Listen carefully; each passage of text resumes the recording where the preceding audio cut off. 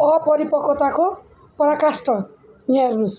तपाईँले पनि सहयोग तपाईँले हिसाब चाहिँदैन रे। तपाईँले पनि सहयोग गर्नुहोस्। तपाईँले हिसाब चाहिँदैन। तपाईँले पनि सहयोग गर्नुहोस्। हिसाब दिनु पर्दैन भने। उहाँले नै गर्नु भएको छ, हामी दिन्छौँ, किन दिँदैनौँ? कहिले दिनु? तर जो पाए त्यही मान्छेलाई दिन्छौँ हामी। प्रश्न उठिसक्यो।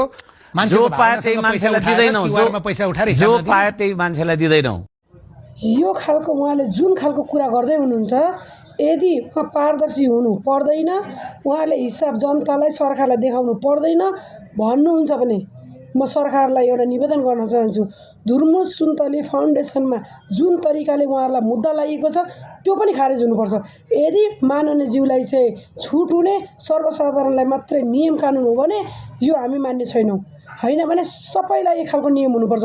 उहाँहरूले पनि कुनै मुसर बस्ती बनाउनलाई, स्टुडेन्ट बनाउनको लागि उठाएको रकम अहिले हिनामिनाको केस लागेर शारीरिक, मेन्टल, फिजिकली सबै किसिमको पीडा भोगिराख्नु भएको छ।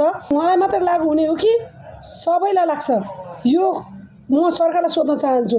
होइन भने उहाँहरूलाई पनि बाइज्जत बढी गर्नुपर्छ कि होइन भने दुईपट्टिबाट हेर्ने हो भने माननीयज्यूलाई पनि कारबाही हुन जरुरी छ। उहाँको खल्तीको लागि दिएको पैसा त होइन, जनताले 10 रुपियाँ सहयोग गरोस् या 10,000 सहयोग गरोस् या 1 लाख सहयोग गरोस्, सहयोग भनेको सहयोग हुन्छ। उहाँले कति कुरा गर्नुहुन्छ घमण्ड तरिकाले। तपाईँले सहयोग गर्नुभएको छ? 1 रुपियाँ दिनुभएको छ? 1 रुपियाँ दिएको छ कि छैन भन्ने कुरा दिएकोले पनि क्वेसन गरिरहेका छन्, नदिएको होइन, दिएकोले पनि क्वेसन गरिरहेका छन्। अनि धुर्मुस सुन्तली फाउन्डेसनको लागि चाहिँ कसले क्वेसन उठाएको त? सरकारले खोजेको नि पारदर्शिता।